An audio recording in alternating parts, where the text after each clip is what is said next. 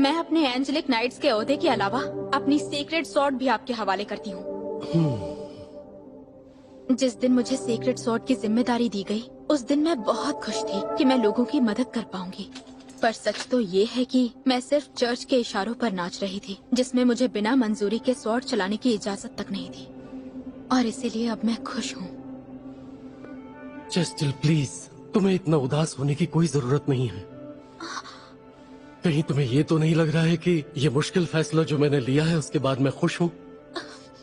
थोड़ा वक्त जरूर लगेगा, पर जैसे जैसे वक्त गुजरता जाएगा तुम्हारी सजा भी रद्द हो जाएगी। आप कहना क्या चाहते हैं?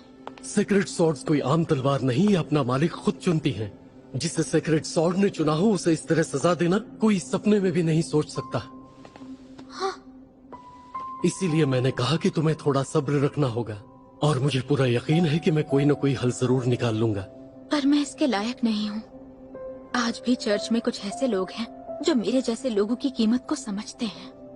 पर एक बात याद रखना, इस दौरान मैं तुम्हें राजनीतिक सुरक्षा के अलावा और कोई भी सुरक्षा नहीं दे पाऊंगा। हाँ। क्योंकि कोई है जो यहाँ बहुत जल्द ही आने वाला है, सभी सीक्रेट सॉर्ड धारकों से भी ज्यादा बेरहम, राफेल यूरेंडल। मैं ये दावे से कह सकता हूँ कि तुमने इस बेरहम इंसान के बारे में जरूर सुना होगा। ना जाने वो यहाँ किस मकसद से आ रहा होगा। अगर वो बेरहम एंजेलिक नाइट इस वक्त यहाँ आ रहा है, तो इसका मतलब वो मुझे मेरी जिम्मेदारी से पीछे हटने के लिए सजा देना चाहता है। मैंने एंजेलिक नाइट बनने का फैसला सिर्फ इसलिए किया था ताकि मैं जितना हो सके उतने लोगों की मदद कर सकूं।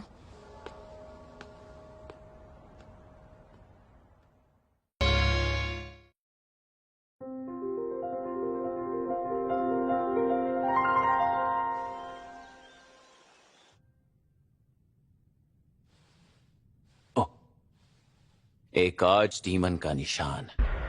ऐसी ताकतें जिन्हें डीमंस भी कहते हैं, जो इसी दुनिया में कहीं रहती हैं। मेरे हुजूर, कहीं आपका क्या हुक्म है? ऐसी ताकतों का इस ब्रांड के सामने झुकना कोई आम बात नहीं। मैं 2 हफ्तों से ये समझने की कोशिश कर रहा हूँ।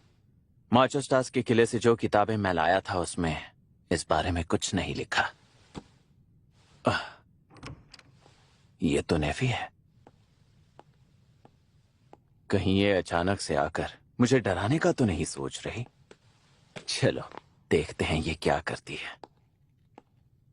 बताइए मैं कौन हूँ? अरे आप डरे ही नहीं। अब मैं क्या करूँ बताइए? ये तो मैं खुद जानने की कोशिश कर रहा हूँ। मैंने सोचा था मैं अचानक से आकर आपको ऐसे डराऊंगी तो आप शायद चौंक जाएंगे। लेकिन तुम ऐसा क्यों करना चाहती थी? हाँ? मैंने तो इस बारे में सोचा ही नहीं, लेकिन कुछ दिनों से आप अपनी रिसर्च को लेकर काफी परेशान लग रहे थे, इसलिए। ये मुझे खुश करने की कोशिश कर रही थी। ये जितनी प्यारी बाहर से दिखती है उतनी ही अंदर से भी है। किसी को इसकी मासूमियत देखकर प्यार भला कैसे नहीं आएगा? अच्छा, तो क्या तुम्हें कुछ चाहिए था? हाँ, याद आया। मैं बस ये बताने आई थी कि लंच तैयार है। आज मैंने आपके लिए बनाया है सॉसेज और वेजिटेबल सैलेड, और साथ ही एक रोल भी। मुझे यकीन है आपको ये पसंद आएगा। और मैंने आज आपके लिए खास सूप भी बनाया है, और मेन डिश में आपके लिए मटन बनाया है। ये तो हर दिन कुछ नया बना रही है।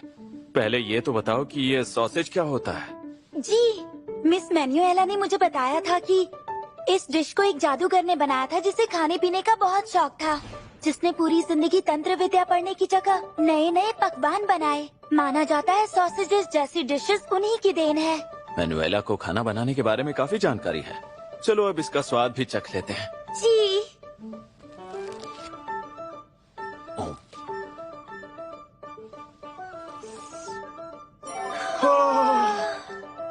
मैंने कभी नहीं सोचा था कि खाना इतना टेस्टी भी हो सकता है। आप हर नई डिश खाने के बाद यही कहते हैं। और हाँ, याद आया, डिजर्ट में मैंने आपके लिए पुडिंग बनाई है। पुडिंग बनाई है? ये भी मुझे मिस मैन्युएला ने ही सिखाया। इसे अंडे और क्रीम के साथ बनाया जाता है। तुम कुछ ज्यादा ही उसके साथ रहने लगी हो। उसने तुम्हें कुछ गलत तो नहीं सिखाया ना? ऐसा कुछ नहीं है, उन्होंने मुझे बस कुछ अजीब कपड़े पहनने को कहा था। और तुम्हें इस बात से कोई एतराज नहीं है? लेकिन मुझे उन कपड़ों में उनके अलावा और किसी ने नहीं देखा। अरे लेकिन बात वो नहीं है। हाँ? समझ नहीं आ रहा मैं इस चीज को खाऊं कैसे। बस इसे चम्मच से काटिए और खा लीजिए। ओ कितना टेस्टी है ना?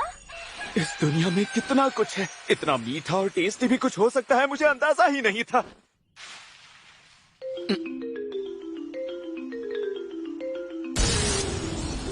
शायद कोई आया है। आप कहें तो मैं जाकर देख लूं?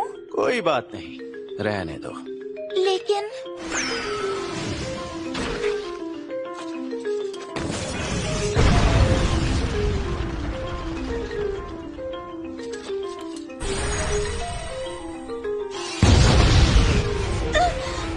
ये ज्यादा उतावला लग रहा है। इसने मेरे सभी सुरक्षा चक्र तोड़ दिए। ये कच्चा खिलाड़ी तो नहीं।